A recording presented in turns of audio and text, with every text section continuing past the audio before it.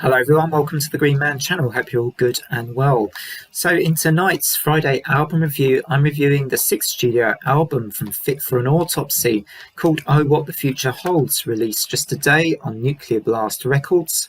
The album is 46 minutes, it's 10 tracks, and this follows on, of course, from their pretty successful Sea of Tragic Beasts. Also, that was released on Nuclear Blast nearly 3 years ago, 2 or 3 years ago now.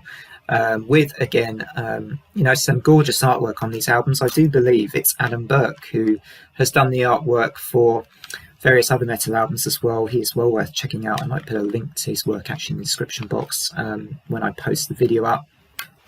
But yeah, Fit for an Autopsy, they really have, I think, expanded their sound kind of from album to album. If you listen to all of their albums, kind of as you go from album to album, it almost feels like the sound gradually gets bigger and bigger and kind of expands.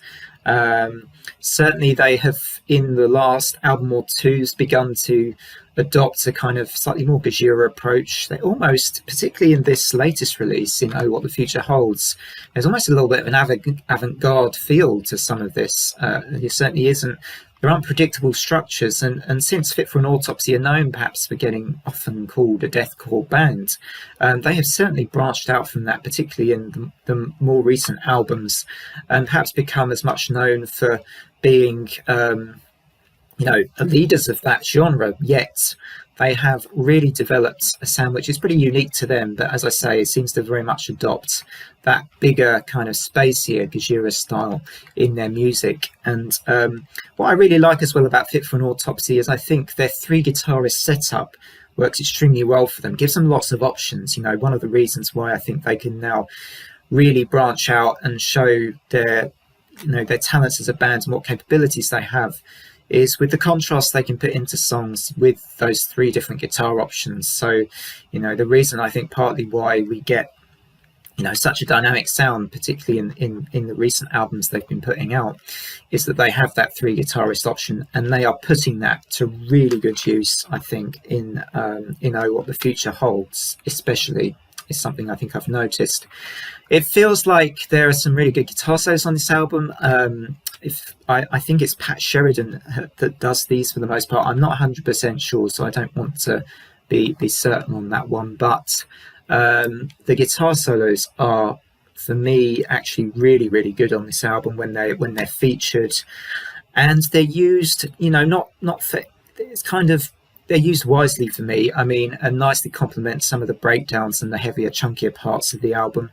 I just think this is a really nicely constructed album as well from start to finish. It does have a pretty good flow to it. Oh What the Future Holds, the first track, has a sort of light, gentle piano introduction before it goes into a really heavy kind of section. But in fact, that track for me is actually possibly the weakest track on this album, just because all other 9 tracks are really impressive, and they really just demonstrate the versatility of this band, I think, and that they have put together here a really accomplished piece of work for me. And each and every track on here, I mean, I particularly liked Far From Heaven. I thought that had that fantastic kind of, that rhythm that was really kind of strident up front, and you could just kind of, bang your head to a bit on that one. I really liked Two Towers.